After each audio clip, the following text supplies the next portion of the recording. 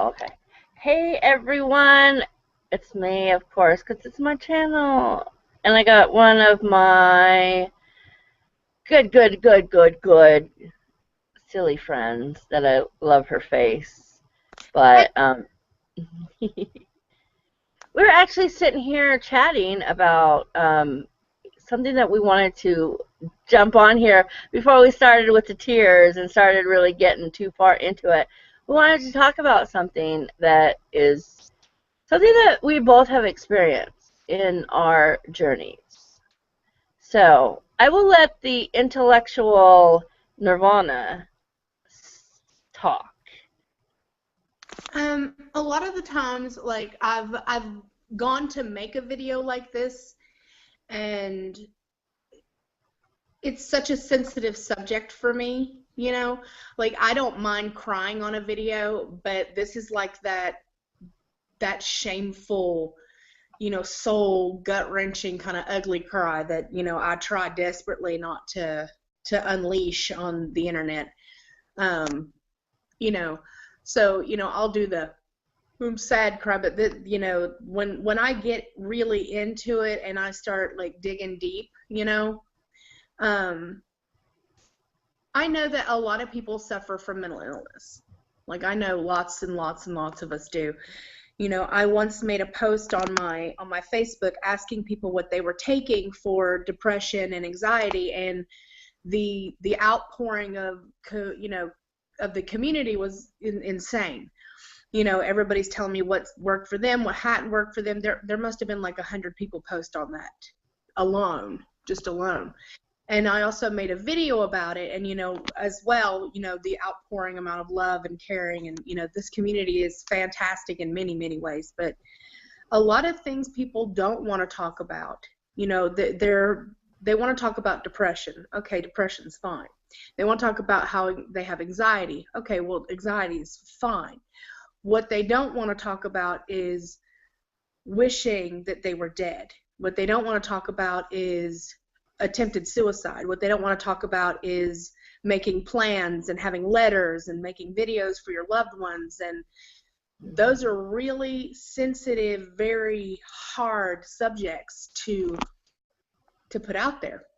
And especially for me, like I said, I've tried more than 3 or 4 times to try to make the to try to make a video explaining because that's part of my journey. It really is.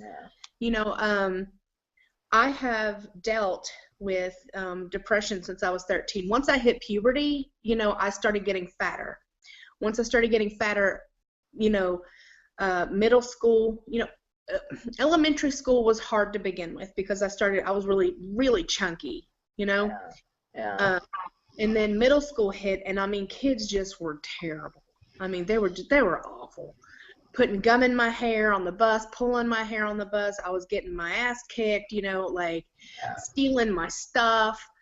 Just kids are awful, So, dealing with that when you're young, and then all of a sudden now, you have your period, and, life is just insane. So I remember the first time, I asked for help. The first time I asked for help was when I was probably 13 years old, and I remember asking my parents to send me. It's called a place called Charter. I don't know if that's on the East Coast. It was Yeah. a place for help, and I remember we didn't have that kind of money. Yeah. We did not have that kind of money. We were, I'm not saying anything about my parents. Please don't think, I'm blaming my parents for this, because you don't understand Yeah. where Yeah. the amount of money we had was nil. My father was disabled. We, back Plus, in it the wasn't just you. You have siblings too, so 2 other siblings living with us, and my dad couldn't work, and my mom was trying to go through college, to try to get a better job. So it has nothing to do with my family. Okay, if they could have, they would have, but we didn't right. have insurance, so it wasn't possible for me. Plus, that kind of stuff wasn't talked about then. Mm-hmm. You have to understand, I'm 36 years old. Now, this stuff is new and everybody talks about it now, But when I was growing up, nobody talked about Yeah. depression. Nobody talked about anxiety. Nobody talked about ADHD. Nobody talked about it. It was all the stuff that you kept in your other room, your family was ashamed of. You didn't take medication. You didn't ask for help. Like, Yeah. that's how I grew up. I grew up with, there's nothing wrong with you. Suck it the fuck up. What's your problem? Right. Everybody has issues. Stop being a baby. Like, that's the era I grew up in. Yeah, we always, we had to throw it under it was already always thrown under the rug. And as soon as you walked out that door, you better not even act like something's wrong, you know?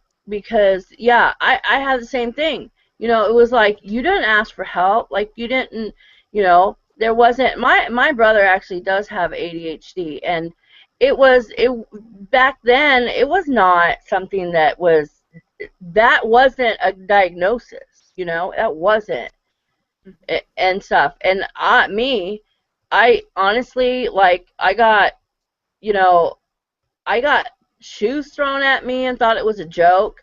I got, everything was a joke. Everything was a joke. So for me, there was a lot of daydreaming about, wanting bad stuff to happen.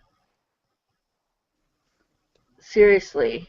Like, my parents, my dad was really just awful, awful. But you didn't say anything, you didn't say anything because it was not okay. No, we grew up in the era it was still okay to beat your child. Like, Hmm. again, not saying anything about my parents. No. Like, I'm not saying, but what I'm saying is I grew up in the era where it's okay for you to get your, spankings at school. It was okay Yeah. for school Oh to yeah. still punishments. It was okay for, you to get your ass beat and nobody would say anything about it. Like, Right. that's the that I grew up in. And people who are a lot younger than us, you don't even know.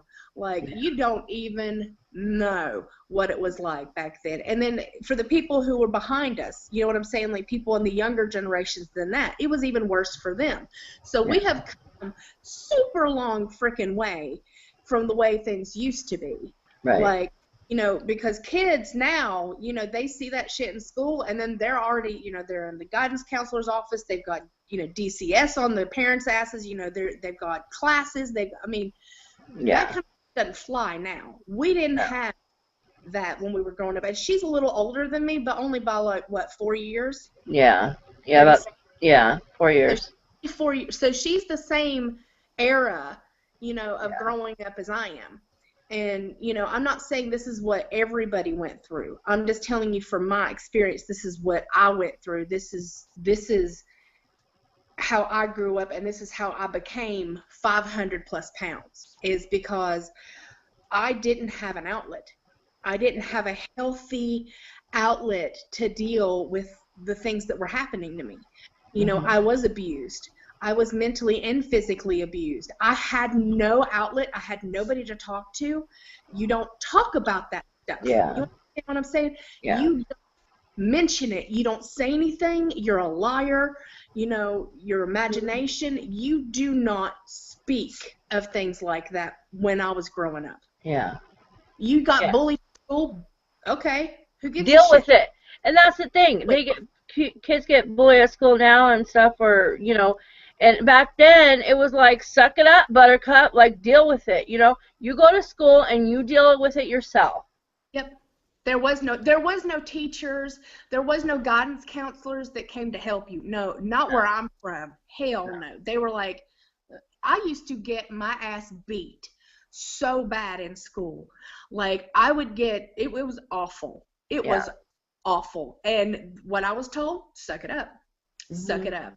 Hmm. Stop being Yeah. kicked off the bus. Like, they kicked me off the bus instead of kicking the other kids off the bus because I was riling them up too much. Yeah. Instead Yeah. of disciplining the other children on the bus, they kicked me off instead because Yeah. it was easier because I was fat and I was in band, so number one, I was a geek in Right. everybody's. I was fat and I was poor, you Yeah. know, Yeah. for Christmas, and again, I'm not saying anything about my. If somebody mentions something about my parents, I'm gonna go ape shit. So I'm not saying anything about my parents that's not their fault. What I'm saying is, when I was growing up, if you were in a poor family, for Christmas they gave you a big black bag full of stuffed toys and stuff from, Yeah. charity, church or whatever. So you have to take that stuff home with you. So everybody knows that that's your, that you're that poor. So of course, kids are horrible. You Yeah. know, it's what we went through is completely different from the way things are done now. Mhm. So, Yeah. I think that there were many, many, many times in my life where I wished it was over. And it started when I was 13. It literally Yeah. started when I was 13 years old, me wishing I would die Yeah. because there was no way out. Like, I felt so hopeless. I felt so crushed under the weight of everything. Like, I honestly just was hoping that I would die and that, I would never wake up again. I can't tell you how many times I would wish that I never woke up. Yeah. Yeah.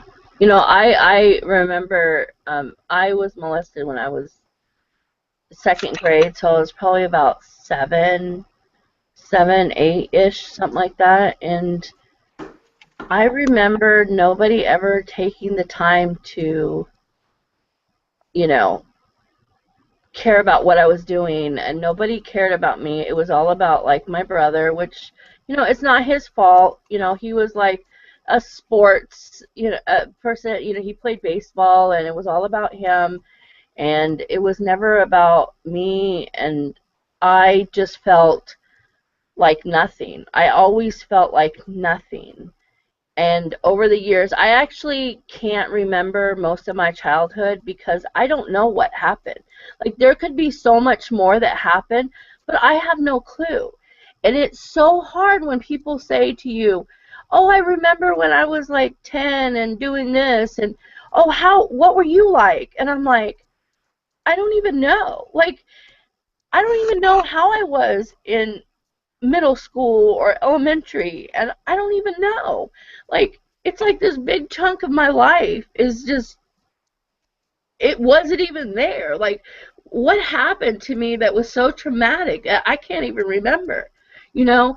And it just made life just, I was always called fat and disgusting and, all kinds of names in school. And the only people that liked me, the only friends that I had were the bad kids who smoked and used drugs and drank, That was it. It was like the people who were, you know, who people thought were the bottom of the barrel. Those were the only people that actually accepted me. I was never good enough for nobody, not even my own parents. Unfortunately for me, not only my own dad he couldn't stand me. And I know it's really hard for people to understand that, and they like, how could that happen? But it really did. Like, my father to this day really just wants nothing to do with me. And that's a hard thing for me to live with. As a child, I feel like I shouldn't have never been treated like that. I should I'm a parent. Um, I, Nirvana, you're a parent to those dogs because they're not dogs. I think they're people. Someone told us, who was it that said they're not people because they need a beat down? Somebody said it. Someone said they weren't people. But you know what? We're parents, and there's no way anyone would ever treat my child like that. There's no way. No way. I just, It was a and different time. just, It was a different time for us. Unfortunately, we grew up in it was a different era. and we were talking about this earlier, that it didn't just end when we became adults. Like, it followed us. And I get it all the time. People say, well, how did you end up being 500 pounds? Or almost 600 for me, because I was 560. And the thing is that I didn't go out and set out to be, almost 600 pounds. That I'm not like, oh, let me see how it would feel. I don't know. Honestly, I can honestly tell you, I don't know how I got to be that. Because I love food. Because that was my only friend. That was my only friend. And honestly, to this day, I can honestly say that you, Nirvana, are probably the only one who I could totally sit down and talk to about this, and you understand everything that I'm saying. Like, some days I feel like I don't even have to say it, and like you just know. Like, you just know. We've been there. It's I think one of the hardest things for me now is that trying to overcome, that addiction. And to me, it is an addiction. It's an It addiction is.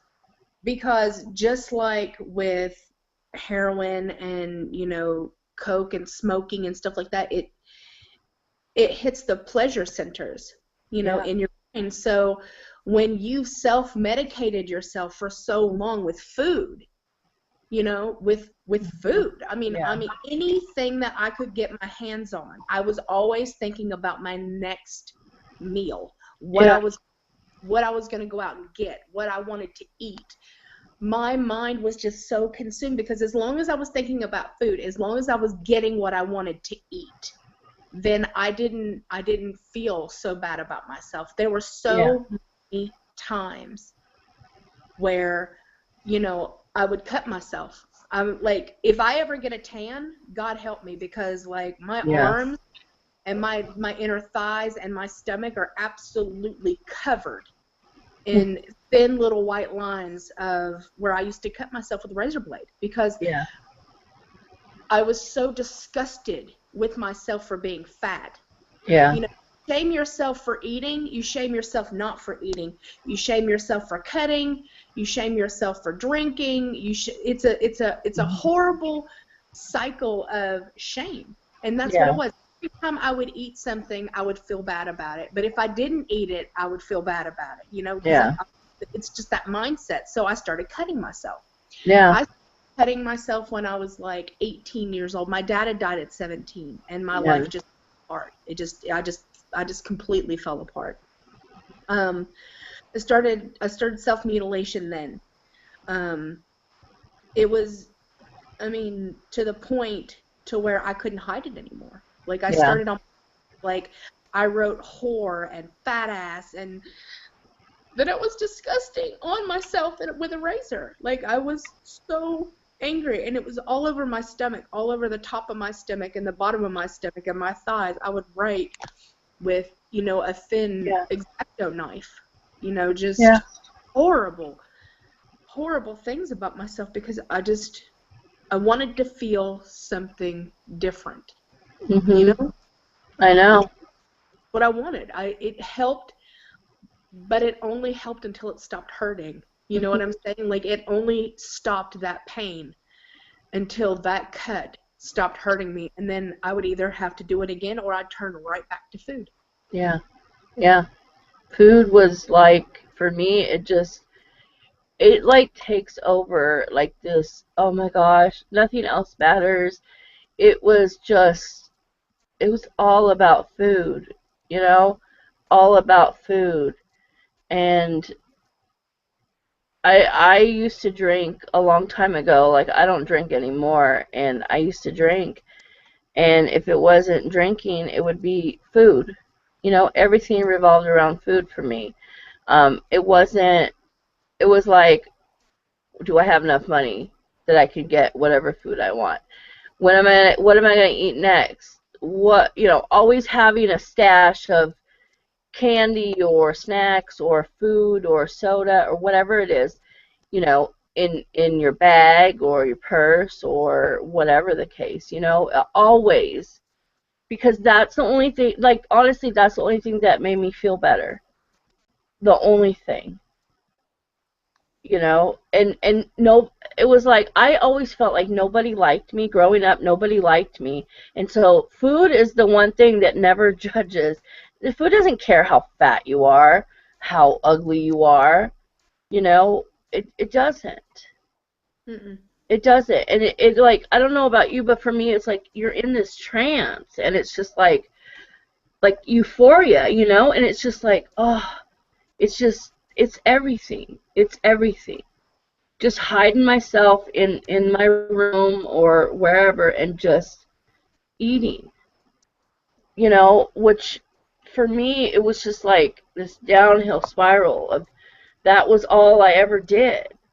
I never went out with I didn't really have friends. I didn't go out, and even when I did go out with people, it was like I was never the one that people wanted to dance with at whatever. I was always the one who had to hold everyone's bags, or I was the driver, or I was, and it's like that's such an awful feeling. I just felt like a complete nobody. Like I have felt my whole life like a complete nobody. And I have been probably, I probably my whole life I've prayed that I would just never wake up and that I would just die because it would be much easier for me, much easier. And like I was, saying earlier, like when I got to my highest of 560 pounds, I couldn't breathe. I couldn't barely walk. I couldn't use the bathroom. I had to get help in the shower. Like everything. I just wanted to die. I remember writing in my journal saying, please, I just want to die. I just want to be rid of this pain. Like this pain is just like too much. And I wish and wish that I wouldn't wake up the next day. And I think that that was part of me not using my CPAP machine, because then there was more of a chance of me not waking up. I couldn't do this anymore. And when we were just talking too about having false hope with having the surgery. We were given so much false hope that yeah, you're gonna have it done. I was told for 3 fucking years that I was gonna have it done. I just needed to do this or do that. And it never happened. And so I really convinced myself that I was okay, that I didn't need this surgery. I was gonna do fine. But I wasn't. I wasn't. No, I would I mean, get on videos and I would be like, I'm fine. I don't need this. I got this. But if you go back to my videos, if you go back to our videos from when we started, you know, and I'm talking about myself, I'm not talking about anybody else, but I was fucking massive. I took up the whole screen. The whole screen. I go back now and I look and I'm like, who is that? Who is that?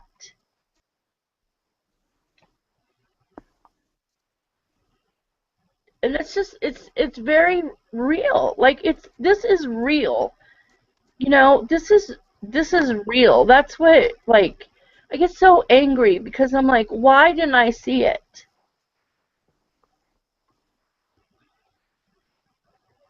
I think a lot of the times, like, especially with me, I didn't want to see that.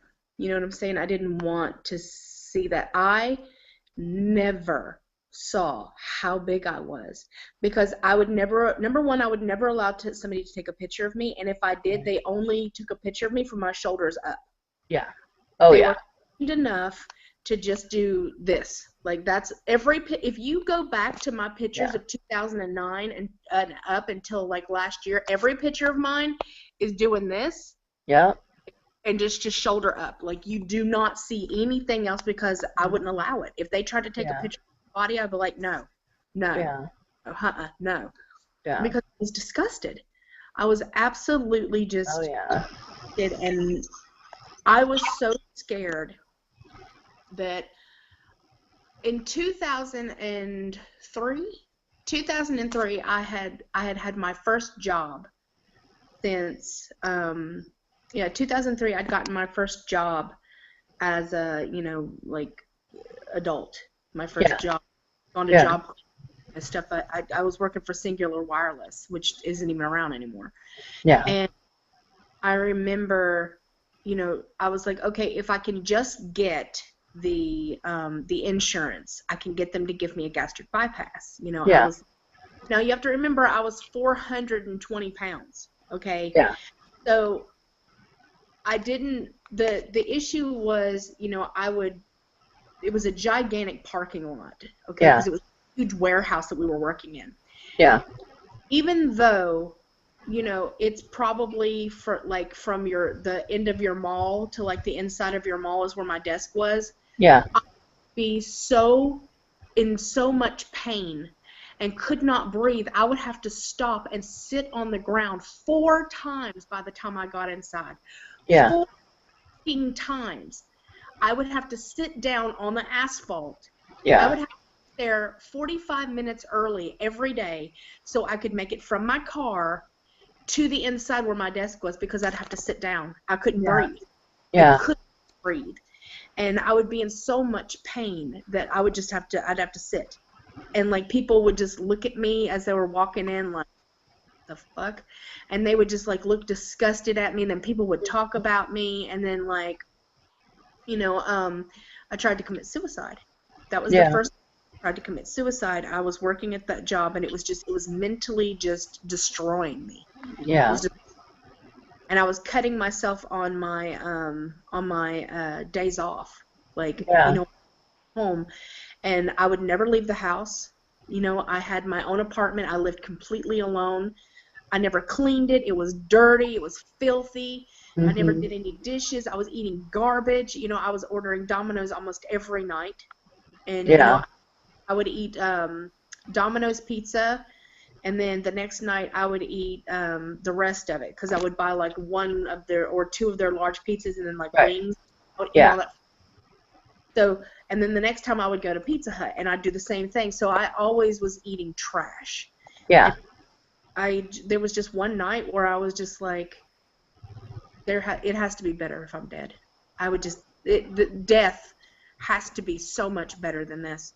So I Yeah. took everything in my cabinet. I took every single solitary pill I could find in my cabinet. Yeah. You have to remember, I didn't have the internet back then. Yeah. I didn't have the internet. I didn't have Yeah. AOL was still prominent then, and I didn't have it because I was Yeah. living with myself, couldn't afford it. So I didn't have any other outlet besides TV. So all I would do was come home. I didn't have a dog or anything. It was just me. That job was killing me, and I took everything I had and woke up with vomit all down my. I don't talk about this. Yeah. I don't talk to anybody about this because it is so raw for me. But I had vomit in my hair. I had it all over my face. I was laying in a massive puddle of my own vomit. Yeah. I had peed myself. It had been like 4 or 5 hours till I woke up. Yeah. I was laying on the floor in the bathroom. I guess in whatever stupor I was in, I had went over and tried to throw up in the toilet. Yeah. I just passed out. And so I Mm. woke up in my own filth, and like I couldn't talk. Like I Yeah. couldn't words. Like my Yeah. mouth couldn't say anything. And so I had to crawl out of the bathroom, and I was trying to find a phone. Yeah. Uh, I had a little cellular phone, and I was trying to dial 911, and I couldn't think. I was so messed up. Like Yeah. I was, honest to God, in that moment, I really thought I was going to die because I Yeah. couldn't figure out how to dial 911. Right. And I accidentally called somebody on on your fast list on your phone, Yeah. and they realized that it was me, and I couldn't, get it out. So they called 911 for me, and I ended up in the hospital. I Yeah. ended up in the hospital. They pumped my stomach. They Yeah. brought a social worker, and they put me in a place called Woodridge, which was Yeah. a mental institution. Right. But my insurance wouldn't pay for Yeah. outpatient, so they pretty much just put me in there. I was there for 2 weeks. Um, they put you through these stupid ass classes with other people who were supposed to be like you. They Right. threw, a diagnosis, oh, you're bipolar. That was the first thing they said to me, okay, you're bipolar. Yeah. They put me on so much medication. Like, I had no clue who I was, what I Right. was doing. I got fired. Like, I couldn't even get out of bed. Yeah. Like, all I did was wake up long enough to pop more pills, Right. drink water, and then lay back down. Like, Yeah. I was so complete, I was zombified. Yeah. And Yeah. then I was supposed to go follow up with these doctors, and they were, they were just pill pushers. So they would Yeah. just, so you're not doing well on this, here, try these. Yeah. So, that didn't help me at all. And it took me a long time to just say, no, I don't want to live like this. And I had to move Right. in with friends because, I'd lost my apartment. Right. And a car, all that got repossessed. I didn't have any Yeah. money. But I couldn't function. I couldn't work like that. Yeah. You know, Yeah. so I moved in with my friend, and it started all over again. Once I got off the medication, I was Yeah. literally again, I was miserable. I was like, this time I'm just gonna do it. I'm just gonna Yeah. do it. Yeah. I was in two mental hospitals in '92. I went in and they admitted me and they tried to tell my mom that I was schizophrenic. And I was like, what? But now I had just gone through a rape, and the it's kind of it's a funny story, but it's not a funny story. But I had never seen someone on like some serious drugs. Like the first time I ever seen one of my friends, he had been smoking crack, and I didn't know what a tweaker was or what tweaking was. Scared the shit out of me. Now, within the same week that happened, and I went through a rape, and so mentally, I was gone. Like I didn't know how to feel, what to do. Like I really tried to kill myself. Like I didn't want, it was too much for me to handle.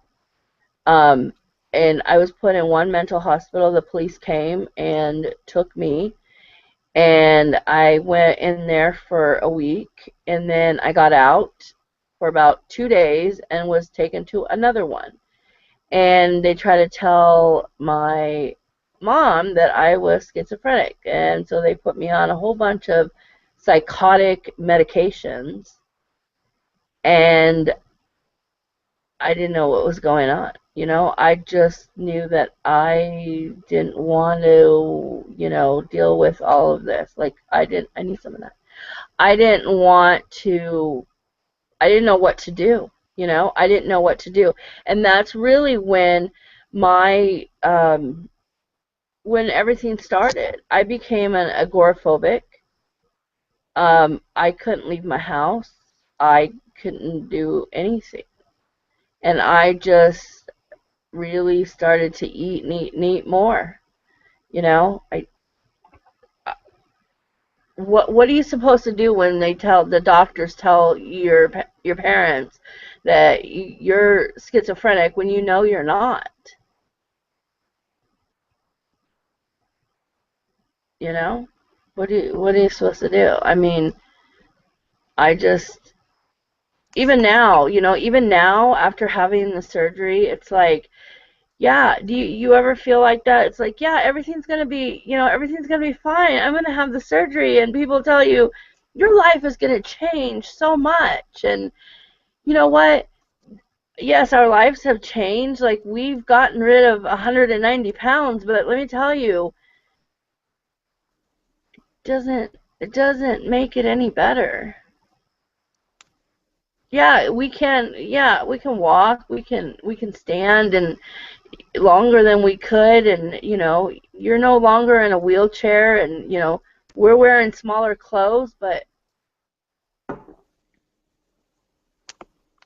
I hope that people understand that this surgery doesn't doesn't make the mental stuff any less any better. I mean, like it doesn't make it any better. I'm still suffering the same mental stuff that I was 2 years ago. You know? I think that's one of the hardest things with people who are, in our situation. They got scared me. Hold on a second. Hmm.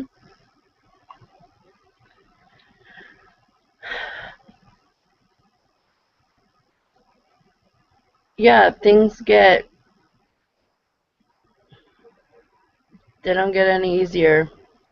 They just, So, yeah, what I was saying is that it doesn't. Like, yes, mm-mm. I have a lot more confidence. Yes, I do. I have a lot more confidence, but it's a lot of me mentally forcing myself out of the house. It's not a, do I want to leave the house? No, I don't want to leave the house. I force myself out of the house. It is much easier for me to leave the house and to do things if I have someone with me. Yeah, It's very, very hard for me to go into a post office. It is very hard for me to go into a grocery store. It is very hard for me to do anything on my own.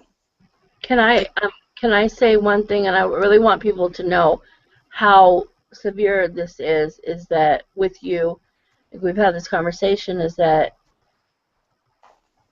you remember when your hubby had surgery and you had to drive home and you couldn't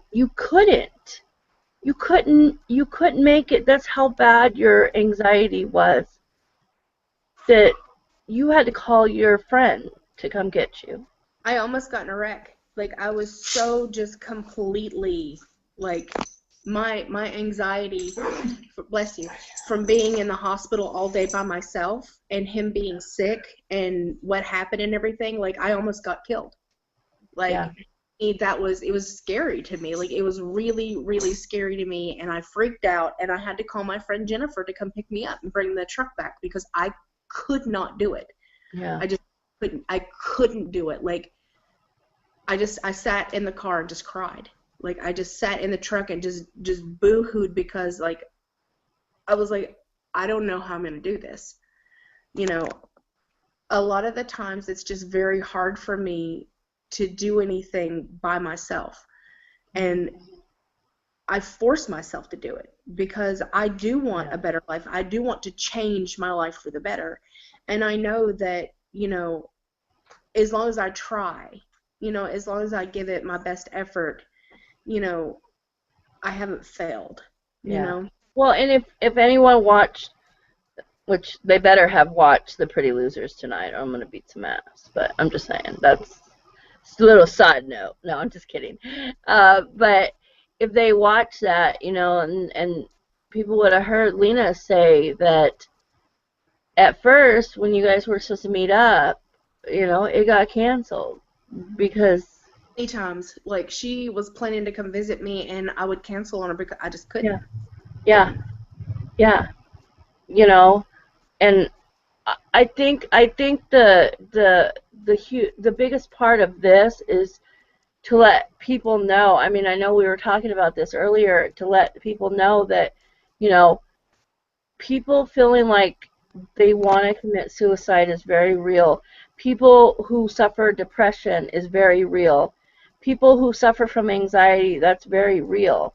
You know, um, it just, sometimes we don't understand what someone else is going through, and this is really real. I'm not saying, just us. There's like so many people that suffer from this. And what gets me is that, like, with where I go, my whole bariatric team, it's like, they want to get you in there and get you into surgery, and do what they need to do. But as soon as the surgery is, as soon as that's over, it's like I feel like then, there's no aftercare. There's not as much aftercare as there should be. There is no aftercare, not You really. know, it's like, get you in, you've had surgery, okay, there you go, get you out and stuff. Go And with then, group. Go to group. There you go. Bye. what, once a month? I mean, and stuff. And then even my dietitian or nutritionist, it's like, okay, I don't feel like I get any help, and that's why I really enjoy, when you did your Nirvana approved nutrition classes for us. What they don't tell you, which I think a lot of people got a lot out of that, because there are us who go to these nutritionists and stuff, and they don't tell us anything. Well, like I said, I will continue to do those. I'm about to go work out with my hubby. He just got home, so Okay, yeah, this is a two-parter, guys. We'll talk about the rest of the stuff we have to, and maybe tomorrow night. Okay. yeah, sounds good. Love you. Bye. Bye.